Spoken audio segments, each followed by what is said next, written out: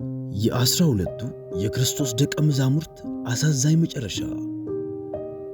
12ቱ የክርስቶስ ደቀ መዛሙርቶች በአሳ አጥማጅነት፣ በግብርናና በእጅ ሙያ ላይ የተሰማሩ እንዲሁም ከተለያዩ ስፍራዎች የተውጣጡ ሰዎች ነበሩ። ነገር ግን ሁሉን ጌታቸውን ለመከተል ሲሉ ትተዋል። እነዚህ የክርስቶስ ትንሣኤና ዕርገት ምስክሮች በጌታ ኢየሱስ ክርስቶስ የተጠሩት ወንጌልን ለዓለም ሁሉ እንዲያደርሱ ነበር። ይሁን እንጂ የምስክርነታቸውና አገልግሎታቸው ሁሉ አልጋ ባልጋ የነበረ ሳይሆን በመሥዋዕትነትና በፈተና የተሞላ ነበር። በእምነታቸው ምክንያት ከፈተናም ያለፈ ሰማዕትነትም የከፈሉ ሲሆን እነዚህ ደቀ መዛሙርት ሕይወታቸውን ለክርስቶስ ፍቅር ሲሉ አሳልፈው የሰጡ ነበሩ። ነገር ግን የእያንዳንዱ ሕልፈት ተፈጥሯዊ ሳይሆን ለጌታቸው ያላቸው ታማኝነትና የሰው ልጅን ጭካኔ የሚያሳይ አሳዛኝ ክስተት ነው። እያንዳንዱ ደቀ መዛሙርት ከሕይወታቸውና ከሕልፈታቸው ጀርባ የተደበቁ ምስጢራትና ትርክቶች አሉና እንዴት እንደሞቱ እስካሁን ድረስ የምታውቁ ከመሰላችሁ ተሳስታችኋል። በዚህ ቪዲዮም በመጽሐፍ ቅዱስ የተጻፉትን እንዲሁም በታሪክ አዋቂያንና በቤተ ክርስቲያናት የተነገሩትን መረጃዎች ሁሉ እንዳስሳለን። ወደ ቪዲዮ ከማለፋችን በፊት ይህንን ቪዲዮ ላይክ እና ሰብስክራይብ ማድረጋችሁን አትርሱ። ሐዋርያው ዮሐንስ። በጌታ የተወደደው ሐዋርያው ዮሐንስ በመጽሐፍ ቅዱስ ትርክቶች ውስጥ ማዕከላዊና ምስጢራዊ የነበረ ሰው ነው። ይህ ሰው የዘብዴዎስና የሰሎሜ ልጅ የያዕቆብ ወንድምና በተጨማሪም የክርስቶስ ሐዋርያ የነበረ ሰው ነበር። የዚህ ሰው ታሪክ ብዙውን ጊዜ የሚነሳው ከክርስቶስ ጋር ባለው የቅርብ ወዳጅነት ሲሆን በዚህም የተነሳ ክርስቶስ አብዝቶ ከሚያቀርባቸው ሰዎች መካከል ይጠቀሳል። ይህ ከክርስቶስ ጋር የነበረው ልዩ ግንኙነትም አንዳንድ ክስተቶችንና የኢየሱስ ትምህርቶችን በተለየ ሁኔታ እንዲመለከት አስችሎታል። ይህ መንፈሳዊነቱና በጥልቅ መረዳቱ የሚታወቀው ሐዋርያው የኢየሱስን ትምህርቶች በማስተላለፍና በመዘገብ ዙሪያ እጅግ ከፍተኛ ሚና ተጫውቷል። ዮሐንስ እንደ መለወጡና የመጨረሻው እራት ባሉ ወሳኝ ጊዜያቶች ውስጥ እንኳን ከኢየሱስ ጋር አብሮ ነበር። ኢየሱስ ካረገ በኋላ በመጀመሪያዎቹ የኢየሩሳሌም ክርስቲያናት ማህበረሰብ ውስጥ ወሳኝ ሚናን ተጫውቷል። በተጨማሪም የኢየሱስ ዕርገት ምስክር ከነበሩ ውስጥ አንዱ ነበርና ከሐዋርያቱ ጋር የነበረው ትስስር ቀላል የሚባል አልነበረም። ይሁን እንጂ የዮሐንስ ዕጣ ፈንታ በምስጢርና በምልክቶች የተሸፈነ ነበር። በተለይም በኤፌሶን ወንጌልን በመስበኩ ምክንያት በወቅቱ ከነበረው ንጉሥ ከፍተኛ የሆነ ስቃይና እንግልት ይደርስበት ነበር። እናም በታሪክ መሠረት ዮሐንስ ከተያዘና በብዙ እንግልት ከተሰቃየ በኋላ ወደ ፈላ ዘይት ተጥሏል። ነገር ግን እግዚአብሔር በተአምራዊ ሕይወቱን ሊያተርፈው በመቻሉ ምክንያት አንዲትም ጉዳት አላስተናገደም ነበር። በዚህም ተአምራት የተበሳጨው ንጉሡ ዮሐንስ በዚያን ወቅት እንደ ወህኒ በሚያገለግለው የፍጥሞ ደሴት እንዲጣል ትእዛዝ ይሰጣል። ነገር ግን ይህ የታሪክ መዛግብት የዘገቡት እንጂ ዮሐንስ ወደ ፍጥሞ ደሴት ከመጣሉ በፊት በፈላ ዘይት ውስጥ ስለመጣሉ የሚያትት አንድም የመጽሐፍ ቅዱስ ክፍል የለም። በዚህ ጉዳይ ውስጥ ያለን መረጃ የጥንት ቤተ ክርስቲያናት አባቶች የጻፉት ጽሑፎች ብቻ ሲሆኑ በአሁን ዘመን ቤተ ክርስቲያናትም የብዙዎቹን ሐዋርያት አሟሟት የሚያረጋግጡልን የእነዚህ አባቶች ጽሑፎች ናቸው። ነገር ግን ዮሐንስ በፍጥሞ ደሴት ከተጣለ በኋላ በመጽሐፍ ቅዱሳችን ላይ በዮሐንስ ራእይ ላይ የተገለጹትን ራእዮችን ተቀብሏል። እነዚህም መገለጦችና ራእዮችም የእርሱን መንፈሳዊ ልዕቀትና ጥልቀት ትምህርቶች የሚያረጋግጡ ናቸው። እናም በጥንታዊ የክርስቲያናት ጽሑፎች መሠረት ምንም እንኳን ዮሐንስ በሮማ ባለሥልጣናት የግድያ ሙከራና ስቃይ ቢደርስበትም ሕይወቱ ያለፈው በተፈጥሯዊ ምክንያት ነው። እናም በኤፌሶኑ ሊቀ ጳጳስ መሠረት ሐዋርያ ዮሐንስ ከክርስቶስ ልደት በኋላ በ100 ዓመተ ምህረት በ94 ዓመቱ በኤፌሶን ሕይወቱ አልፏል። ይሁን እንጂ ዘገባውን ተከትለው መቃብሩ የተባለውን ስፍራ ቢከፍቱም በውስጡ የአንድም ሰው አጽም ሊገኝ አልቻለም። ዮሐንስ በዚህ ምድር ላይ በኖረበት ዘመን ሁሉ ባገለገለው አገልግሎት ጥበብን ያካበተ ሲሆን በክርስቲያኑ ማህበረሰብ ውስጥም በነበረው መንፈሳዊ ጥልቀት፣ መሪነትና ታማኝነት ምክንያት ዘወትር የሚታወስ ነው። የዮሐንስ ወንድም ያዕቆብ። በመጽሐፍ ቅዱስ የዘብዴዎስ ልጅ በመባል የሚታወቀው ያዕቆብ በመለወጡ የኢያሪኦስ ልጅ ስትነሳና ኢየሱስ በጌተሰማኒ በነበረው አስጨናቂ ጊዜ ሁሉ የነበረ ሰው ነበር። ያዕቆብ በመጽሐፍ ቅዱስ ውስጥ ከዮሐንስና ከራሱ ከኢየሱስ ጋር ባለው ቅርርብ ይታወቃል። ያዕቆብ በመጽሐፍ ቅዱስ ውስጥ እጅግ አስፈላጊ ከነበሩ ሐዋርያት ውስጥ አንዱ መሆኑን የምናውቀው ከሦስቱ የኢየሱስ የቅርብ ሐዋርያት ጳውሎስና ዮሐንስ ቀጥሎ የነበረ ሰው በመሆኑ ምክንያት ነው። እነዚህ ሦስት ሐዋርያት ኢየሱስ በእነርሱ ላይ ያለውን ልዩ እምነት የገለጠበትን ልዩ ታምራቶች፣ ትምህርቶችንና መገለጦችን ተመልክተዋል። ይሁን እንጂ ከኢየሱስ ስልፈት በኋላ ያዕቆብም ታሪክ አሳዛኝ መጨረሻን አስተናግዷል። በሐዋርያት ሥራ ምዕራፍ 12 ከቁጥር 1 እስከ 2 ንጉሥ ሄሮድስ የሐዋርያቱን መከራ ለማብዛትና በወቅቱ የነበሩትን አይሁዶች ለማስደሰት ሲሉ ዮሐንስን ወንድም ያዕቆብን በሰይፍ እንዳስገደለው እንመለከታለን። በዚያም ዘመን ንጉሥ ሄሮድስ መከራ ያጸናባቸው ዘንድ ከቤተ ክርስቲያኑ በአንዳንዶቹ ላይ እጁን ጫነባቸው። ዮሐንስንም ወንድም ያዕቆብን በሰይፍ ገደለው ይለናል። ምንም እንኳን በወቅቱ ስለነበረው ሁኔታ መጽሐፍ የበለጠን መረጃ ባይሰጠንም ያዕቆብ ግን የተገደለው በሰይፍ አንገቱን ተቀልቶ እንደሆነ ይናገራል። በመጽሐፍ ቅዱስ በአዲስ ኪዳን ውስጥ ሁለት ያዕቆቦች የሚገኙ ሲሆን አንደኛው ዮሐንስ ወንድም የዘብዴዎስ ልጅ ያዕቆብ ሲሆን ሌላኛው የእልፌዎስ ልጅ ታናሽ ያዕቆብ ነው። በመጽሐፍ ቅዱስ ውስጥ ስሙ ቢጠቀስም ያዕቆብ በወንጌል አገልግሎት ላይ የነበረው ተሳትፎ በመጽሐፍ ቅዱስ አልተገለጸም። ከኢየሱስ ሞት በኋላም ከነበረው በበለጠ ሁኔታ ስለ ያዕቆብ የነበረው መረጃ ሁሉ ውስን የነበረ ቢሆንም ነገር ግን ጥንታዊ የክርስትና ጽሑፎች ያዕቆብ በወንጌል አገልግሎት ውስጥ ሚና እንደነበረውና ያስፋፋም እንደነበረ ተጽፏል። ምንም እንኳን ስለ እልፌዎስ ልጅ ያዕቆብ አሟሟት በመጽሐፍ ቅዱስ ምንም የተገለጸ ነገር ባይኖርም ነገር ግን በብዙ የክርስቲያኖች ዶክትሪኖች እርሱም በንጉሥ አግሪጳ ትእዛዝ መሠረት በአደባባይ እንደተቀላ ያምናሉ። በአብዛኛው ያዕቆብ አንገት መቀላት በተለያዩ ምስሎችና ቅርጻ ቅርጾች ላይ ቢታይም ነገር ግን የሐዋርያቱ ሰማዕትነት የተሰኙት የአንደኛው ክፍለ ዘመን መጽሐፍ ያዕቆብ ከኢየሩሳሌም መቅደስ ላይ እንደተወረወረና በድንጋይ ተወግሮ እንደሞተ ይናገራሉ። በዚያን ወቅትም የጥንታዊ ቤተክርስቲያን ማማ ከነበሩ አንዱ የሆነው ያዕቆብ ሕልፈት የብዙ የኢየሱስ ተከታዮችን ልብ የሰበረ ብቻ ሳይሆን በወቅቱ የነበረውን የቤተክርስቲያንና የሮማ ባለሥልጣናት ጸብ በግልጽ የሚያሳይም ጭምር ነበር። በዚያም ምክንያት ያዕቆብ ሕልፈት የክርስትና አገልግሎት ምን ያክል ጥልቅና ዋጋ የሚያስከፍል መሆኑን ያሳየ አሳዛኝ አጋጣሚ ነበር። ከሕልፈቱ በኋላም የአገልግሎታቸውን ዋጋ በበለጠ የተረዱት ጴጥሮስና ሌሎች ሐዋርያት ራሳቸውን በይበልጥ አበርትተውና አጠንክረው ወንጌልን ማዳረሳቸውን ቀጥለዋል። ይሁን እንጂ ያዕቆብ ሕልፈት እንደታሰበው የነገሮች መደምደሚያ ሳይሆን በይበልጥ የወንጌልና የክርስትና ጉዞ ማዕበል ሊከፍት የቻለ በር ሊሆን ችሏል። በወቅቱም በቤተ ክርስቲያናት ላይ የነበረው አገልግሎት ቢቀጥልም ከኢየሩሳሌም ጀምሮ በይሁዳና በሰማርያ ወንጌልን ሊያዳርሱ ችለዋል። ያዕቆብ በዝምታ የተዋጠና የጸና አገልግሎት በወቅቱ በግራ መጋባትና ፈተና ውስጥ ለነበረው የክርስቲያን ማህበረሰብ መጠናከርና ማደግ ከፍተኛ አስተዋጽኦ አድርጓል። የሁለቱ ያዕቆቦች ታሪክ ቀጣይ ለመጡት የክርስቲያን ትውልዶች ሁሉ አርአያ የሚሆን ሲሆን በቤተ ክርስቲያን ጥሪ ውስጥ አንዳንዶች ለሕዝብ አገልግሎት፣ ሌሎች ለአሳዛኝ ሞት አሊያም በድብቅ ለመገልገል ሊጠሩ እንደሚችሉ የሚያሳይ ነው። ጴጥሮስ በመጀመሪያ ስሙ ስምዖን ተብሎ የሚጠራው ይህ ሰው ውልደቱ በገሊላ ከተማ ነበር። ጴጥሮስ በቀድሞ ሥራው አሳ አጥማጅ የነበረ ቢሆንም ክርስቶስ ጥሪውን ሲያደርግለት ግን ሰው አጥማጅ እንደሚያደርገው ነግሮት ነበር። ስምዖን የሚለው ስያሜም ወደ በኋላ ላይ ጴጥሮስ በሚል ስም የተቀየረ ሲሆን ትርጓሜውም ክርስቶስ ቤተ ክርስቲያንን የሚመሰርትበትን ጠንካራ ዓለት የሚያመለክት ነበር። ይህ ሰው በክርስቶስ ደቀ መዛሙርት ሕይወቱ ኢየሱስን በውኃ ላይ ሲራመድ አይቷል። በተጨማሪም ኢየሱስ እንደ አንዱ የእግዚአብሔር ልጅ ክርስቶስ መሆኑን ለመጀመሪያ ጊዜ ያወቀ ሰው ነው። ጴጥሮስ በመጨረሻው እራት ላይ ማዕከላዊ የነበረ ሚና የነበረው ሲሆን የሐዋርያቱ መሪ ተደርጎ በጉልህ ይታይ ነበር። በወቅቱም በስቅላቱ ወቅት ኢየሱስን 3 ጊዜ መካዱ ወሳኝ የነበረ ክፍል ቢሆንም ከትንሣኤው በኋላ ኢየሱስ ራሱ ጥልቅ በሆነ ንስሐ እንደመለሰው እንመለከታለን። ከኢየሱስ ዕርገት በኋላም በመላው የሮማ ግዛት ውስጥ የጴጥሮስ የወንጌል አገልግሎት በስፋት መዳረስ ጀመረ። የጴጥሮስ አገልግሎት በብዛት በሮም የነበረ ሲሆን በሐዋርያት ሥራ ላይ በስፋት እንደተገለጸው ወንጌልን ለዓለም በተለይም ለአሕዛብ በማዳረስ ዙሪያ ከፍተኛ ሚናን ተጫውቷል። ከኢየሱስ ውልደት በኋላ በ64 ዓመተ ምህረት የሮም ከተማ ብዙ ክርስቲያኖችን ባስተናገደ ታላቅ እሳት ተውጣ ነበር። በዚህም የተነሳ ንጉሥ ኔሮ በወቅቱ ለነበረው እሳት ተጠያቂ ያደረገው የክርስትና እምነት ተከታዮችን በመሆኑ ያለ ዕረፍት ያሳድዳቸው ጀመር።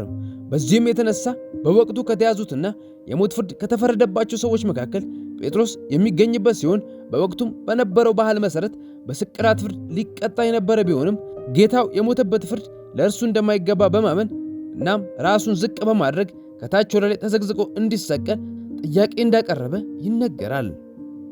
በወቅቱ ለስቅላቱ የተመረጠው ስፍራ የቫቲካን ኮረብታ ሲሆን በአሁኑ ወቅትም ያ ስፍራ ባሲሊካ ኦፍ ሴንት ፒተር በመባል ይጠራል። ጴጥሮስ በክርስትና ውስጥ ከመጀመሪያዎቹ ሰማዕታት ውስጥ አንዱ በመሆን ለወንጌል መስፋፋት ከፍተኛ አስተዋጽኦን አበርክቷል። በዚህም የተነሳ ህልፈቱ ለክርስቶስ የገባውን ቃልና ያለውን ታማኝነት እስከ መጨረሻው ያሳየበት እንደሆነ ይናገራል። በዚህ የስደት ወቅት በብዙ ክርስቲያናት ላይ ስቃይና እንግልት መድረሱ ቢነገርም በወቅቱ የነበሩት ክርስቲያኖች በሃይማኖታቸው ጸንተው እንዲቆዩ ያደረጋቸው የነ ጴጥሮስ ሰማዕትነት እንደሆነ ይነገራል። እናም ታሪክ እንደሚነግረን የጴጥሮስ ከታች ወደ ላይ ተዘግዝቆ መሰቀል የሚያሳየው ትህትናውን ብቻ ሳይሆን ለክርስቶስ ያለውን ጥልቅ መሰጠትና ታማኝነትም ጭምር ነው። ይሁዳ ታዲዮስ ንጉሥ ኔሮ ክርስቲያኖችን ለማጥፋት ባደረገው ዘመቻ ሌላኛው ያስወገደው ሐዋርያ ሌቢዮስ ታዲዮስ ወይም የያዕቆብ ልጅ ይሁዳ ተብሎ የሚጠራውን ደቀ መዝሙር ጭምር ነበር። በመጽሐፍ ቅዱስ ውስጥ ስማቸው ጥቂት ጊዜ ያክል ከተጠሩት ሐዋርያት መካከል ቢሆንም ነገር ግን ለወንጌል ያበረከተው አስተዋጽኦ ቀላል የሚባል አልነበረም። በመጨረሻው እራት ላይ የእግዚአብሔርን መንግሥት ለመረዳት ሲል የኢየሱስን ቃላቶች ምንነት የጠየቀው ይሁዳ ታዲዮስ ነበር።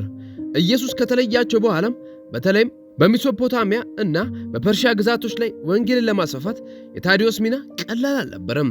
በወንጌል ውስጥ ያለፈው አገልግሎት በመጽሐፍ ቅዱስ ውስጥ ካሳረፈው መልእክት መረዳት የምንችል ሲሆን በመልእክቱም ላይ አማኞች በእምነት እንዲጸኑና ወንድማማቻዊ ፍቅርን እንዲያዳብሩ ይመክራል።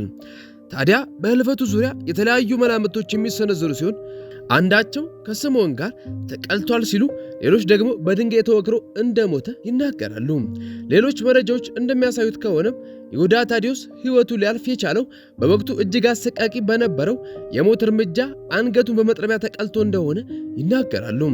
ምንም እንኳን ትክክለኛው የሞቱ መንስኤ ይህ ነው ተብሎ ባይታወቅም ሰማዕትነቱ ለክርስቶስ ያለውን መሰጠትና ታማኝነት መግለጫ ተደርጎ ይቆጠራል። እንድርያስ የስምዖን ወንድም። እንድርያስ ብዙውን ጊዜ በታላላቁ ሐዋርያት ጥላ ውስጥ ሳይታይ ቢያልፍም የደቀ መዝሙርነቱን ሕይወት ከጀመረ ጊዜ ወዲህ ከኢየሱስ ጋር የቀረበ ወዳጅነት እንደነበረው ይነገራል። እንድርያስ ብዙውን ጊዜ ስሙ የሚነሳው ኢየሱስ 5,000 ሰው በመገበበት ታላቅ የወንጌል ክፍል ላይ ሲሆን በዚህም ወቅት 5 እንጀራና 2 ዓሣ የያዘው ልጅ ያመጣው እናም ለዚህ ታላቅ ተአምር መነሻ የሆነው እንድርያስ ነበር።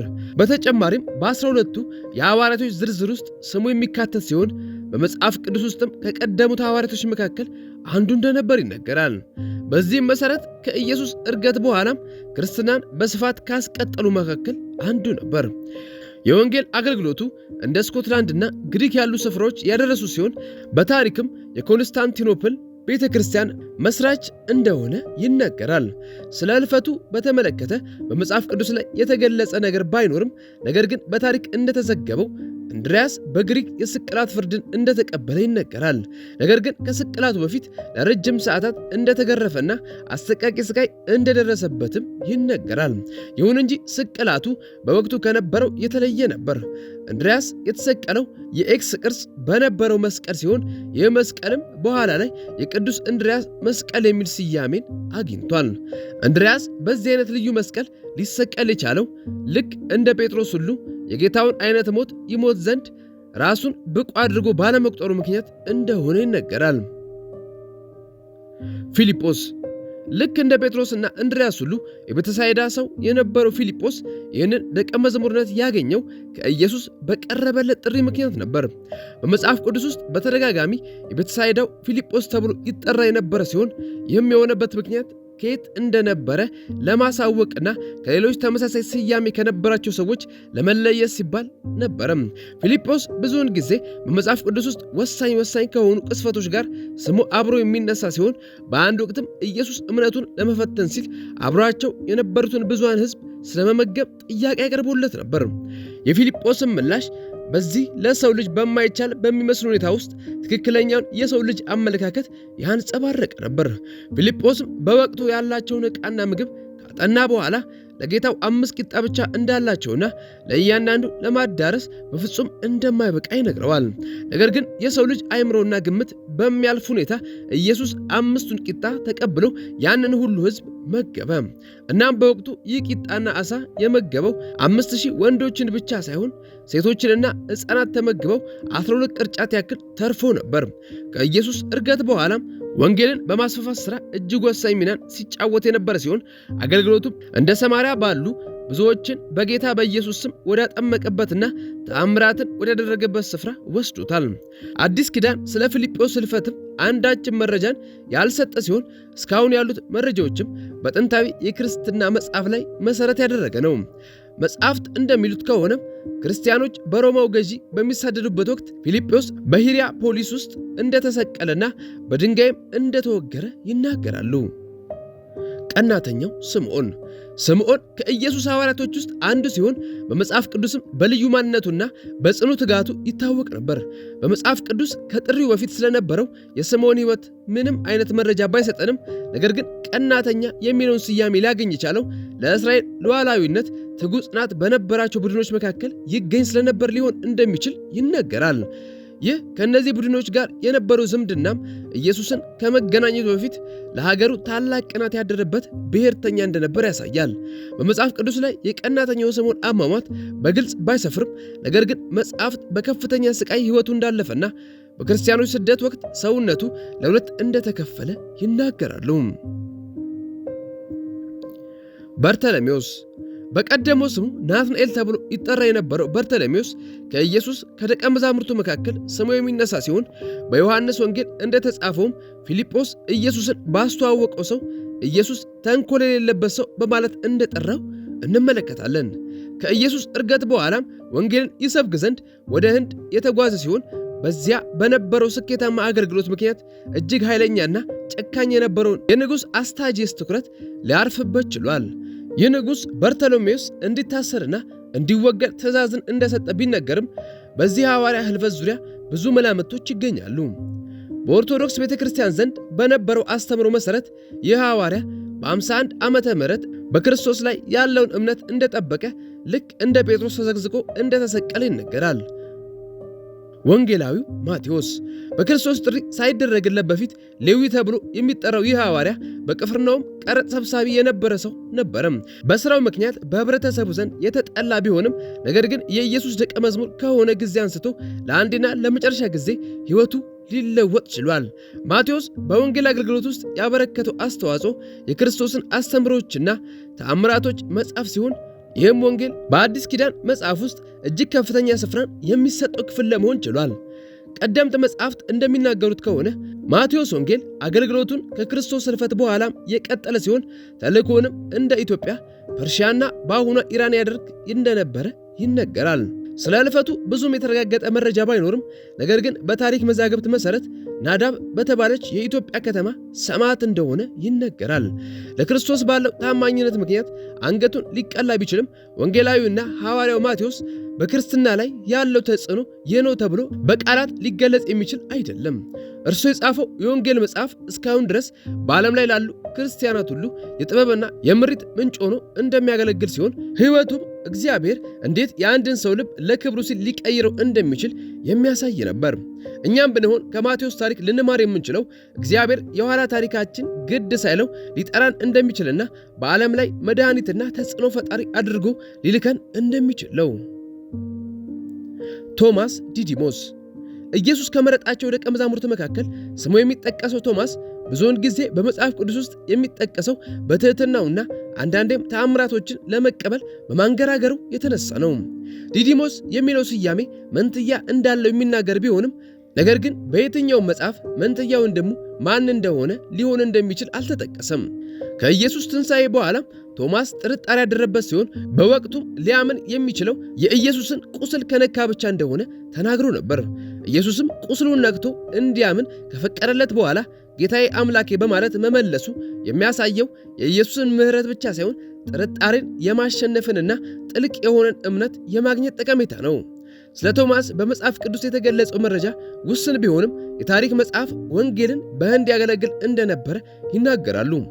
በዚህ መረጃ መሠረትም ቶማስ ወንጌልን በማገልገል ላይ በነበረበት ወቅት በህንድ እንደተገደለ መረጃዎች ያሳያሉ።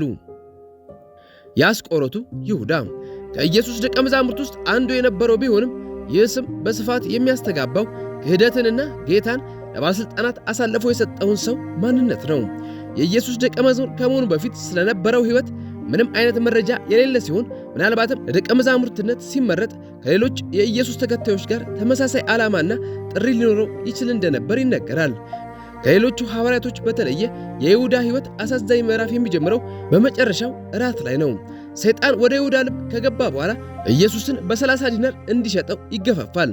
ከዚያም በኋላ በወቅቱ ለነበሩ ገዢዎች ማንን ሊይዙ እንደሚገባቸው ለማሳወቅ ኢየሱስን በመሳም ይገልጽላቸዋል። ነገር ግን ይሁዳ ለዚህ ክህደት ምን እንዳነሳሳው እስከ ዘላለሙ እንቆቅልሽ ሆኖ ይቆያል።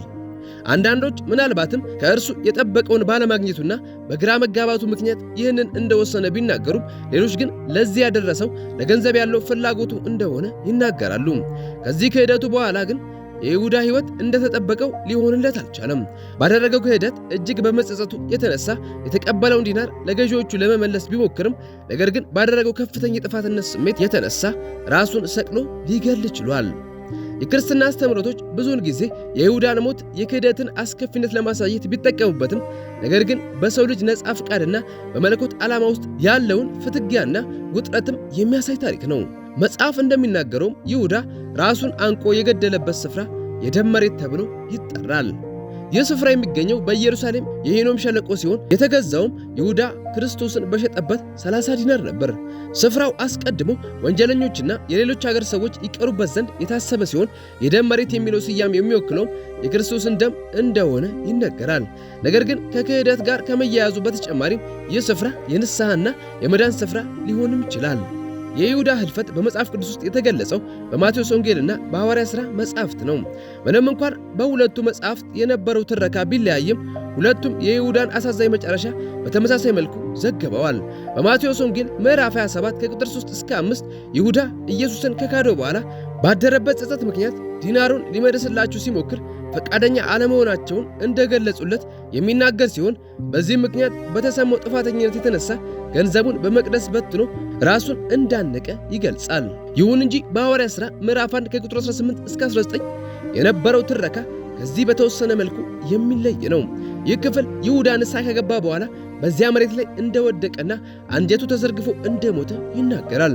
ሁለቱም ታሪኮች የይሁዳን አሳዛኝ መጨረሻ የሚናገሩ ሲሆን በመጨረሻም የሚያመለክቱት የክህደትን መጨረሻና ከዚህ በኋላ ይዞት ሊመጣ የሚችለው ተስፋ ቢስ ጸጸት ነው። ቪዲዮውን እንደወደዳችሁ ተስፋ አድርጋለሁ። ለዚህ ቻናል አዲስ ከሆናችሁ ቻናሉን ሰብስክራይብ በማድረግ አብሮነታችሁን ታሳዩ ዘንድ ምኞቴ ነው። እግዚአብሔር ከእናንተ ጋር ይሁን። ተባረኩ።